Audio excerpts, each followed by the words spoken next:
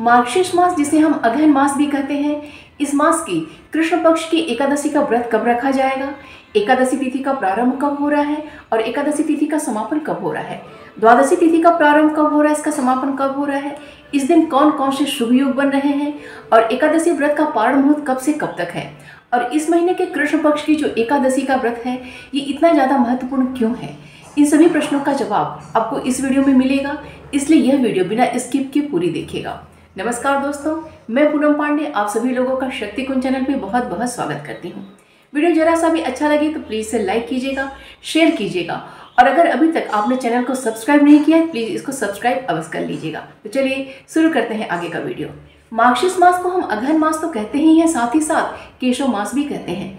भगवद गीता में भगवान श्री कृष्ण ने कहा है कि मासों में वो मार्गशीर्ष मास है, अर्थात भगवान श्री कृष्ण को मार्गशीर्ष मास अत्यंत प्रिय है। इस महीने में श्रीहरि के केसर स्वरूप की पूजा माता लक्ष्मी के संग की जाती है। मार्गशीर्ष मास के कृष्ण पक्ष की एकादशी को उत्पन्ना एकादशी कहा जाता है, क्योंकि इसी महीने के कृष्ण पक्ष की एकादशी तिथि को श्रीहरि की शक्ति, उनकी योग माया, उनकी महामाया की उत्पत्ति हुई थी, जिन्हें हम एकादशी माता भी कहते हैं। एकादशी माता की यह उत्पत्ति का दिवस है, इसलिए यह एकादशी बहुत ही महत्वपूर्ण है।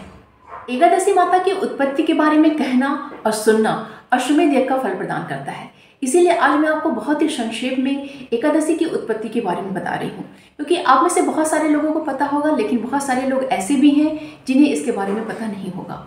सतयुग में मुर नामक एक बहुत ही ताकतवर और भयंकर राक्षस था, जिसने अपने ताकत के बल पर देवराज इंद्र को पराजित करके स्वर्ग पे कब्जा कर लिया था और उसने देवराज इंद्र के संग संग सभी देवी देवताओं को स्वर्ग से निष्कासित कर दिया था। और वो राक्षस इतना ताकतवर था कि वह स्वयं चंद्र और सूर्य बनकर प्रकाशित होता रहता था। वे सभी देवी देवता लोग भगवान शिव के पास जाते हैं और उनसे अपनी रक्षा की प्रार्थना करते हैं। भगवान शिव के परामर्श पे वे सभी देवी देवता भगवान श्रीहरि के पास जाते हैं और उनसे अपनी रक्षा के लिए प्रार्थना करते हैं। तब श्रीहरि मुर्राम की जो राक्षस था उसकी समस्त सेना का वो संहार कर देते हैं और उस मुर राक्षस से वो कई हजार वर्षों तक मल्ल युद्ध करते हैं और मल्ल युद्ध करते करते उस राक्षस को मारने की वो योजना बनाते हैं और मल्ल युद्ध करते करते वो बद्रिकाश्रम चले जाते हैं और वहाँ पे 12 योजन लंबी एक सिंहावती गुफा में वो योग निद्रा में चले जाते हैं। वहाँ पे वो विश्राम करने लगते हैं। जैसे ही उस राक्षस को पता चलता है कि भगवान श्रीहरि उस गुफा में जाकर विश्राम कर रहे हैं तो वह उस गुफा में प्रवेश करता है और भगवान श्रीहरि को मारने के लिए प्रयत्न करता है। जैसे ही वो श्रीहरि को मारने का प्रयास करता है, भगवान श्रीहरि के शरीर से उनकी योग शक्ति प्रकट होती है और अपनी हुंकार से वह मुर नामक राक्षस का वध कर देती हैं।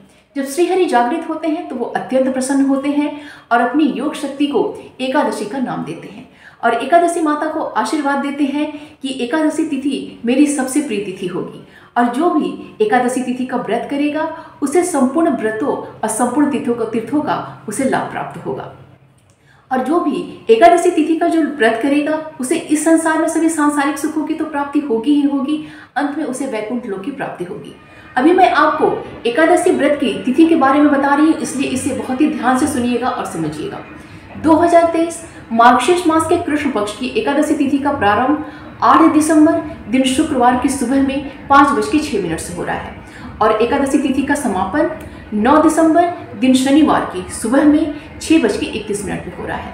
यहाँ से द्वादशी तिथि प्रारंभ हो जा रही है और द्वादशी तिथि 9 दिसंबर को पूरे दिन और पूरी रात्रि तक है और ये द्वादशी तिथि 10 दिसंबर दिन रविवार की सुबह में 7:13 पे समाप्त हो रही है और यहाँ से त्रयोदशी तिथि प्रारंभ हो जा रही है।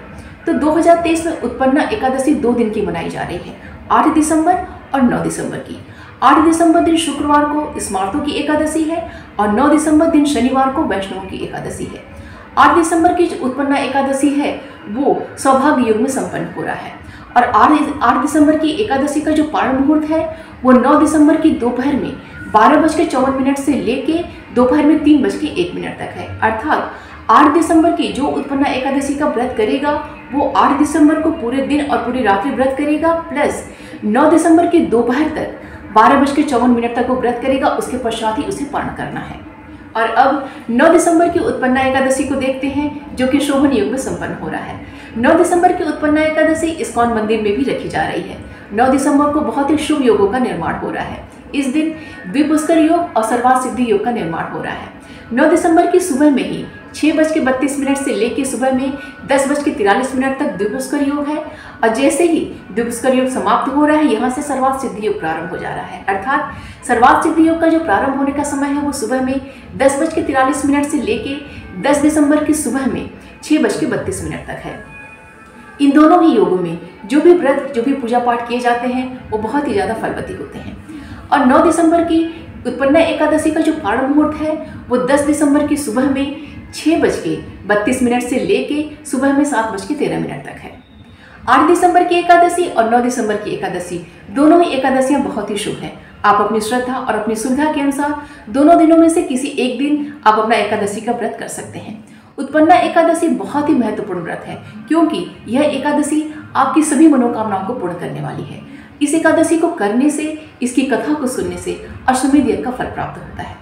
इस दिन भगवान श्री हरि के संग माता लक्ष्मी का पूजन कीजिए, अर्थात भगवान श्री कृष्ण के संग राधा रानी का पूजन कीजिए और साथ ही साथ माता तुलसी का पूजन कीजिए।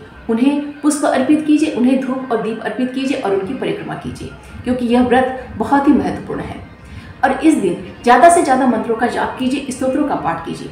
मेरे चैनल पे आपको भगवान श्री कृष्ण की, राधा रानी मैया की, माता लक्ष्मी की, तुलसी माता की बहुत सारे स्तोत्रों की, चालीसा के, मंत्रों के बहुत सारे वीडियो आपको मिल जाएंगे।